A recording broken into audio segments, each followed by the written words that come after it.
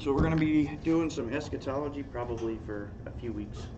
'Cause there's a lot involved with eschatology. So, and eschatology, like Justin said, is it's a study essentially of, um, the prophecies of the Bible, fulfillment of prophecy of the Bible, and that stuff. So, um, when I first started taking seminary classes, that was the first time that I learned that there were a lot of different views on eschatology. I thought that there was only one view on eschatology, but there's a lot, and especially over the course of history, there's been a lot of different views on eschatology, and there's a few different views even in the early church on eschatology. So one of the things that I wanted to kind of remind you guys, maybe some the people that weren't here for our Romans study, and when we were going through Romans, remember we talked about the theological triage, and the theological triage is how we sort the different doctrines that we have in the Bible. And so the different doctrines, we have our primary doctrines, those doctrines that have directly to do with our salvation, the doctrines of like the Trinity, the deity of Christ, doctrine of his death and resurrection, the atonement, justification by faith. Those are all those primary doctrines that have directly to do with our salvation. Then we have some of those secondary doctrines, things that don't have directly to do with our salvation, but they're still important doctrines, like baptism. Right? Baptism is important, but we're not saved by baptism, right? And so therefore it's kind of a secondary, but it's still important, and we still see even churches kind of part over these issues. And then you have those third order issues, like we were talking about in Romans 15. Paul was showing us some of those issues, like, dietary restrictions, and some people don't like to drink wine and stuff like that, right? Those are personal convictions. So those are kind of the theological triage that we were going over. And a lot of people wonder where eschatology kind of fits into that. And really it just kind of depends. Most churches will put it in either the secondary issue or sometimes a third order, just really depending. It really depends on how it affects your primary views. If some of your eschatology, or if your views on eschatology lead you away from those primary views, then it's an issue, right? So we want to make sure that we don't do that. But overall, it's really more of a secondary issue, I would say. It's something where we can have different views in the church on it. And so we can have different views, as long as we hold tight to those primary issues that concern our salvation, we can have an open hand towards eschatology. So, and I can guarantee you we probably have different views right here in this room. So basically we're not going to kick anybody out for having different views on eschatology. Not a big deal. We're going to be going through a lot of different views probably over the course of the next couple weeks, just to kind of see what they look like, how they fit with the Bible, stuff like that. But today I just wanted to kick it off with a really fun and popular topic. It's one of the most popular topics in modern Christianity. And so I'm going to ask you guys a question, and I'm going to bet that every single one of you can answer this question without even going into your Bibles, right, without even looking it up. Can anybody tell me what the number of the beast is? 666. Okay, so the number of the beast we know is actually, it's 666, right? If you were, alive in the 70s and 80s, there were movies and songs written about, this number, stuff like that, right? So it's a very, very kind of popular topic, at least in the 70s and 80s.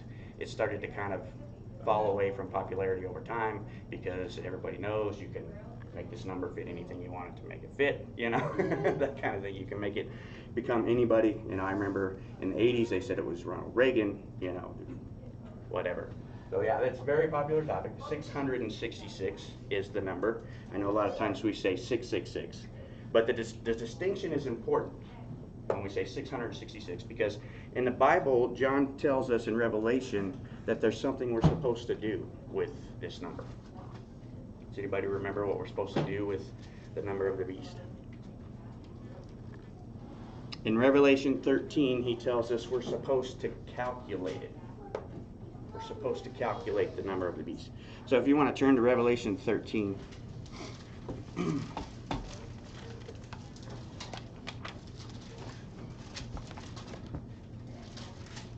And I'm going to be reading from verse 16 through 18. And it says, also, it causes all, both small and great, both rich and poor, both free and slave, to be marked on the right hand or the forehead, so that no one can buy or sell unless he has the mark, that is, the name of the beast or the number of its name. This calls for wisdom. Let the one who has understanding calculate the number of the beast, for it is the number of a man, and his number is 666. What's up, Jerry? Morning. Hey, brother. Hey, brother. How's it going? Good. All right. Sorry to interrupt. No, you're fine. Just getting into it. All right. Where are we at? We are in Revelation 13. I love Revelation. Oh yeah. 13, we're talking about the number of the beast. So John says we're supposed to calculate the number of the beast. Now why would he tell us to calculate it when he also gives us the number? Because it's the number of a man, right? If we calculate the number, we should know who the man is, basically what he's saying. Calculate the number, right? It's he says, it calls for wisdom. Let the one who has understanding calculate the number of the beast, for it is the number of a man, and his number is 666. So that's why everybody's been trying to calculate the number to figure out who John's talking about. So calculate it, he says. So let me ask you another question. This is going to be a much more difficult question. Can anybody tell me what the other number of the beast is? Does anybody know what the other number of the beast is? Nobody knows? Maybe somebody's Bible commentary might have it. Mine doesn't have comment. The other number of the beast. Well, in the very early manuscripts that we have, the earliest copies of the book of Revelation, the number of the beast was 616. How many people knew that? I read it the other day. I didn't remember it. So, the earliest, one of the earliest copies is P115, okay, which stands for Papyrus 15, Papyrus 115. Stands for what? What's that? What does it stand for? P115 is one of the earliest copies of the book of Revelation, and it has the number as 616. Now, some scholars believe that 616 was the original number. Some don't. Some believe it was still 666. What we do know is that at some point it was changed from 600 and whatever to the other one. So 616. So if we're supposed to calculate, as John tells us to do, notice that we have a difference of about 50, right? Difference of about 50. So if we have two different numbers, how are we supposed to calculate it, right? How are we supposed to know what it's supposed to be? So let me ask you guys something. Which one do you think is the correct one? 666. I think so too. I think it's the final answer. What's that? I think that's the final answer, but 616 has something to do with it. So I'm gonna kind of blow your minds here a little bit. They're both right. And let me give you kind of an example of what I mean. And this is just an example, okay? I'm going to use myself as an example. I'm not the beast, I promise you. Not what I Okay, my full name is Nicholas, but I go by Nick, right? Does that make sense? Yep.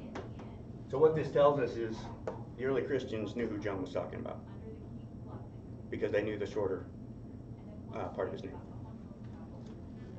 So we have evidence that they knew who John was talking about, or at least they thought they knew who John was talking about. They had the number as 616. So you can go online and you can look this up. P115 has it as 616. Does that seem pretty interesting? Very interesting. Information to know? And where is it? 616? I missed what you said. Oh, on P115. When you look up the early manuscripts, they're called the papyri or the papyrus. They were written on papyrus. P115 is the one that has it as 616. Yeah. I never heard that don't even, in our day and age, understand how you would calculate a rate. Well, that's the thing. Like today, and that's one of the issues is today because in modern Christianity they've tried to do it so much that any more Christians are just like, whatever. You can make that number mean anybody you want. You can calculate it any way you want it to make it seem like it's anybody. You can make it be Donald Trump. You can make it be Ronald Reagan. You can make it be whoever you want it to be. So the problem is that it's kind of fallen out of our understanding that we're supposed to calculate it, right? John tells us we're supposed to calculate it. And a lot of people just kind of push that by the wayside anymore. We don't really take it serious anymore, right?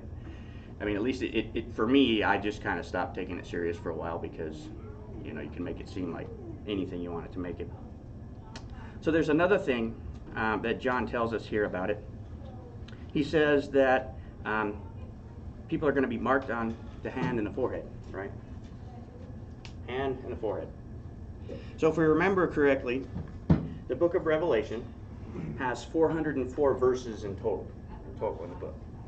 And it has, out of those 404 verses, it has over 500 references to the Old Testament, right? 500 references to the Old Testament. So when John says that this mark is going to be on the hand or the head, where else in the Bible do we see that? Where else in the Bible do we see it talking about being marked on the hand or the head? Does anybody know? Doesn't God set his seal on those who are his, like the 144,000? Nope. It's in the Old Testament. Oh. I know what it is, I just don't know where. So it's actually very close to the beginning. It's actually in the beginning of Deuteronomy. So Deuteronomy chapter 6, if you want to turn there.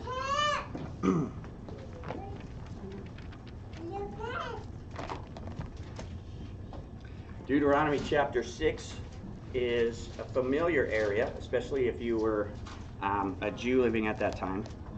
It's where we have the greatest commandment. The greatest commandment. And this is an area referenced by Christ himself. And I'm going to start in verse 4. It says, "Hear, O Israel, the Lord our God, the Lord is one. You shall love the Lord your God with all your heart and with all your soul and with all your might. And these words that I command you today shall be on your heart. You shall teach them diligently to your children, and shall talk of them when you sit in your house, and when you walk by the way, and when you lie down, and when you rise. You shall bind them as a sign on your hand, and they shall be as frontlets between your eyes." Bind them as a sign on your hand, and between your eyes on your forehead. All right, the greatest commandment. Now, is that saying that you should have a tattoo on your hand and a tattoo on your forehead? Should be in front of you at all times. Should you be binding a box of scripture on your hand and on your forehead? It could be also, if we do this, this gives us a sense of protection. Right. Of armor, because it's gonna come. Right. And if you don't have the strength to have that, this. Exactly. So then this is you're gonna take what they dish out to you. right. And so what it says is that this is a sign on our hand and our forehead, right? This is a sign. So we see here that this is essentially a non-literal sign. This is not something that we're putting directly on ourselves. This was not something that the Jews put directly on their head or on their hand. No, they did use phylacteries because some of them did take Some of them did take it literally. Yeah, literally. And they would put a box of scripture on their forehead. Yeah. So some took it literally, but we can see that in Judaism, what does the head represent? Essentially like headship, like ownership, right? And so who owns us? God does, right? God owns us. So the head essentially represents our worship. Our worship. What does the hand represent? Basically like our service. Our worship and our service. So that's one of the areas we see in the Old Testament of a sign on our hand and on our head. And so if you were a Jew living at this time when John wrote this, you would probably know exactly what he was talking about. Or who he was talking about. Yeah, or who he was talking about. Yeah, exactly. So we have reference directly to Old Testament scripture on a mark on a hand and head. So this is familiar territory for the Jews and Christians at this time, living at this time. So we remember that John wrote the book of Revelation around 65 AD. 65 AD is about when it was written. We have both internal and external evidence for that. The temple was still standing at that time. John was told to go and measure the temple, right? So if the temple wasn't standing, he wouldn't be able to measure it. So we know it was written around 65 AD. So does everybody know, or has everybody learned Roman numerals? What Roman numerals are, the alphanumerical system, right? You remember that from school? What does the letter V represent? 5. 5, right? What does the letter X represent? 10. 10. It's pretty easy, right? We understand how that works. XX is 20, and so forth. So how many people knew that the Jews' Hebrew system also worked the same way? Did anybody knew that they had an alphanumerical system in their language? Nobody knew that. Yeah, it's called the Hebrew Gematria. And it also worked very similar to the Roman numeral system, right? Each letter represented a certain amount of numbers and stuff like that. And so all of that, the alphanumerical systems have existed for a very long time, especially in a lot of the earlier languages. They used their alphabets as numbering systems as well. The Hebrew language was the same way. They used the Hebrew language in a very similar way. It's called the Hebrew Gematria. So how many people think that that's what John was using when he said calculate the number 666? Most likely. That's most likely what he was using. What happens when we run these numbers through the Hebrew Gematria? Does anybody want to guess who it says? It says Nicholas? No, it doesn't. You're close though. Starts the same. 666, when you run it through the Hebrew Gematria, it says Nero, Kaiser. Or excuse me, Neron, Kaiser. 16 is new. 616 says Nero, Kaiser.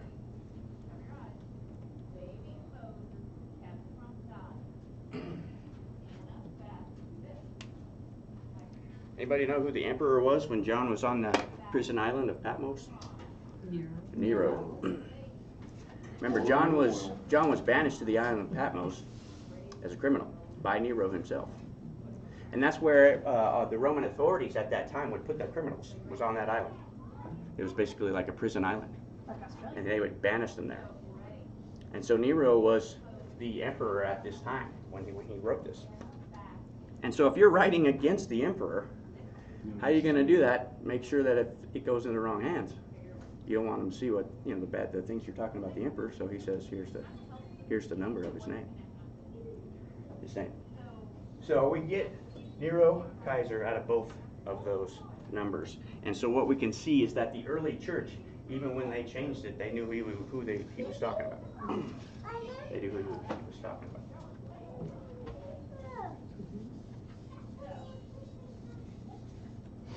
Some other interesting information on this. So Nero had a very severe persecution against the Christians. I don't know if you've studied or not. It was very horrific. I'm not going to mention all the things that he did, but one of the things that he did do was they would take Christians, their criminals, and they would put them on the street and light them on fire alive to use them to light the streets. You ever heard of the Roman candle? Yeah, the Roman That's where it candle. comes from. That's where it's from. Wow.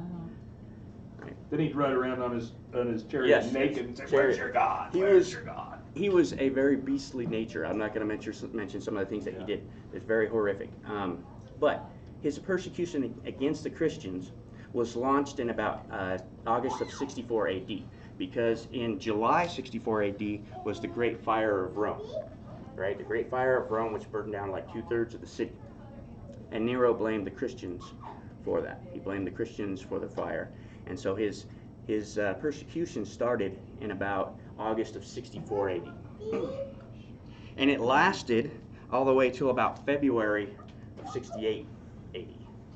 February of 68 AD. Because in March of that year, March of 68 AD, one of the governors basically started a rebellion against Nero. The governor was Gaius Julius Vindex. He started a rebellion against Nero's tax policies. And so in about March of 68, he started a rebellion, and then he got a lot of support. He got several other governors to follow with him. Got a lot of support, and then they basically started to defeat Nero. And this led to Nero being on the run. Nero was on the run and hiding. And eventually this led to Nero killing himself. Nero killing himself by his own sword. Basically, he was going to kill himself with his own sword. He was too afraid, and so he had one of his guards do it for him. And he was killed in 68 AD in July. It's about 3.5 years. Yeah. So you have the persecution lasted from 64 AD to about 68, from August 64 AD to about February 68 AD. And does anybody know how long that was? 3.5 years. Which is about 42 months. 42 months. And so when we look at chapter 13, in verse 5 it says, "And the beast was given a mouth uttering haughty and blasphemous words, and it was allowed to exercise authority for 42 months. It opened its mouth to utter blasphemies against God, blaspheming his name and his dwelling, that is, those who dwell in heaven. Also it was allowed to make war on the saints and to conquer them." So he was allowed to conquer them, make war on the saints for 42 months, which is exactly what happened. Exactly what happened during that time frame. So remember, the book of Revelation, it's a book that's revealing something. It's not a book that's hiding something. It's a book that John is trying to reveal. Right? At the very beginning, he tells us that these things are coming, that they are near. He tells us that the time is near, that these things must soon take place. Right? And when he wrote this, he was on the prison island in about 65 AD, which was about a year after the persecution was launched against the Christians. And so he's on this prison island, and he writes to the 7 churches that are in Asia Minor, right, in the 1st century, and he tells them these things are soon to take place. Right? He says the time is near. Also, one interesting thing that he also says, too, in the very first chapter is he says, "I, John, your brother and partner in the tribulation and the kingdom." Right? I, John, your brother and partner in the tribulation. So he's basically saying that tribulation was happening. Tribulation was happening. He was part of it. Remember, he was also boiled in oil, right? Flash fried. Yeah. Yeah, some horrific things. So this is kind of a different view on some things in the book of Revelation. Probably haven't heard a lot of this. When I first started studying eschatology, it's something that I had never heard. I was brought up very dispensational. I was brought up very much that nothing in the book of Revelation was fulfilled, nothing of that. Nobody told me any of this stuff, right? I studied a lot of the different views in eschatology, and trust me, there are a lot. There are a lot. And there are some that actually lead towards heresy, but you have to be careful. You have to be careful when you study this stuff. A lot of Revelations was fulfilled in the 1st century. Right, a lot of it was fulfilled in the 1st century. And the thing is the early church knew that as well. In 616, there's a lot of early church fathers that knew exactly that John was talking about Nero, and they mentioned that he was talking about Nero. So the problem is a lot of modern Christianity, or a lot of modern Christian eschatology, is just not biblical. It's not biblical, and it's not historical, and it kind of throws a lot of confusion on the book of Revelation, because they really push the idea that none of it's fulfilled, and so a lot of this stuff doesn't make any sense. It doesn't make any sense to us. We think that a lot of this stuff is still happening, and so I can't tell you, especially lately, I get questions all the time, like, can we accidentally take the mark of the beast? Is it going to be, a chip? I get a lot of that, and then I have to show people, well, this stuff already took place. If you don't know, in the Roman Empire, the mark, or the charagma in Greek, the charagma was on all the official seals in the Roman Empire for legal documents and on their coins. And they were required in the first century to have a certificate of sacrifice. And if they didn't have that certificate of sacrifice, guess what? They couldn't buy or trade or sell in the first century in Rome. The sacrifice was to Caesar. Caesars considered themselves to be God. On their coins, they had DIVVS, which was divine Caesar on their coins, right? Deity Caesar. So they believed that the Caesars were either become God when they died or that they were God, and that you were required, as a Jew or a Christian or anybody, you were required to give your sacrifice along with your taxes, your worship along with your taxes. And if you didn't, you could not buy or sell or trade, and you were essentially a criminal. And so we see that, in the first century already taking place. So there's a lot of that stuff that, we're not really taught, in church. There's a lot of ideas of, well, none of that's really fulfilled, and so that throws a lot of confusion about these things. So when we look at these things, we can see that a lot of it was fulfilled exactly as John said it was going to be. And there are over 100 time texts in the New Testament that are all saying these things were happening soon. Right? These things are happening soon. And if it was written in the first century, soon ain't 2,000 years later. Soon is soon. And that's exactly what John was saying. And so when we look at the context, of what's being said in the Bible, plus the setting and the history of what was going on at the time of the writing, we can see what John was talking about quite clearly. The Bible's really clear. Very clear on those things. So yeah, I just wanted to bring up the topic of the number of the beast because it's very popular, and I've been getting a lot of questions about, can we accidentally take the number of the beast? A lot of people ask me.